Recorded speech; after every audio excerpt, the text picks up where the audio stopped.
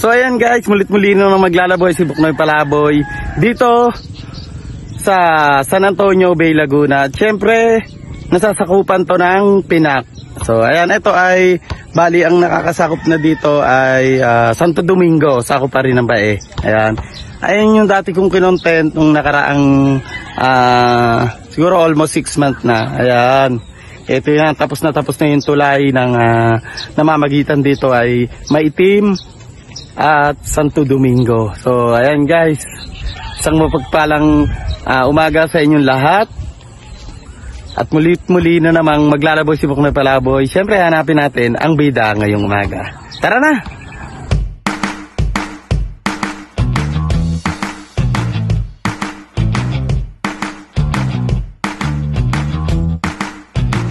Marbles. Ayan, marbles. Marbles po yan. Tapos ito ay enjoy. Enjoy. Ayan. Madali pong palaguin niya. Ano po, parang water plant lang naman po yan. Pwede nga ho yung pang hanging yan. Tapos ayun ay... ito po, pako. Hindi, ano yan, tawag doon, pakpaklawin. Ipakpaklawin. So, puro pambenta po to. So, ayan talaga. Tapos ito po ay mustera. Ayan, may mustera si ano. Ito. Ayan, si Nanay Elsa, napakasipag Nanay Elsa. Ito pa yung mga tinanim niyang ito po, papaya. Katulad din ito na. Ayun, variety din yun. So, ayan, daming puno ni Nanay. So, ayan, mamumunga na rin. Ito. Grabe. Ayan, o. Sila kung mamunga. Ganyan sila kung mamunga.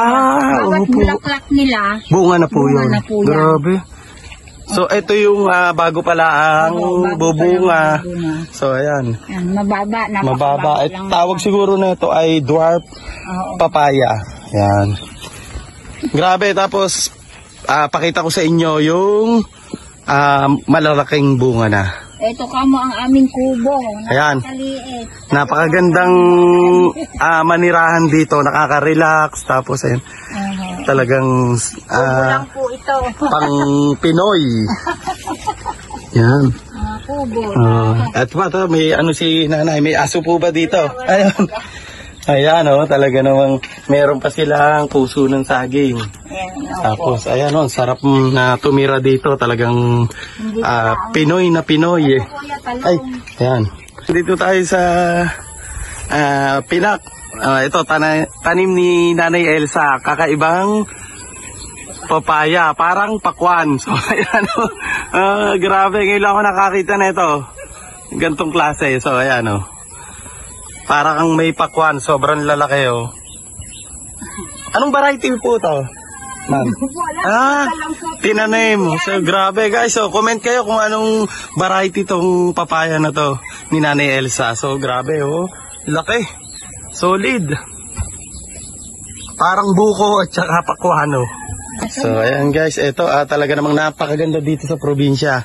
Ayan, may mga tanim si Nanay Elsa na mga saging, ayan, talong na pang-ulam din. Ang aming problema na lamang ay bigas. Kasi may naman po dyan, ayan, tinuro tayo ni Nanay Elsa sa kanyang looban. Ayan. Kamote, ayan. gabi. May mga tanim na gabi, pang ulam araw-araw. May talbos ng kamote. Hindi na rin masyadong bilihin. Ayun. At ang kanyang papaya, dwarf papaya, ayan, may bunga na rin. Yun, ganda ng likod ni Nanay ay dagat na, kaya malapit tayo sa isda. Ayun, Saka napaka ng hangin dito.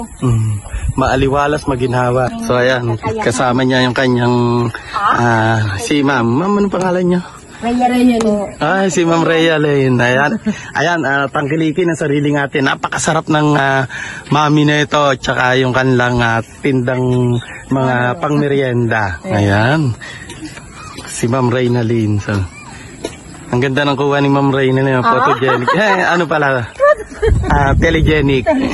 Yeah. Kung gusto na. Sili na talaga ng pang sa kanilang mami. Hindi na sila bibili. Ayan, dito na lang sila nakakuha. Kaya hindi sila magugutom dito. Alam bakit? Kaya may mga tanim sila saging, papaya. Ayan, at syempre yung masustansyang kangkong. Ayan.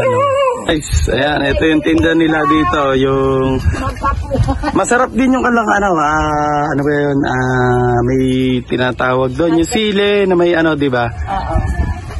Dynamite, di ba, may dati. Pero pinaka the best dito yung kalang mami, ayan, the best. Yun binabalik-balikan dito eh. Ayan. Saka ang presyo nila ay talaga naman pang masa, swak na swak sa ating bulsa. Yan, murang-mura. Masarap na, talagang napakadaming lahok.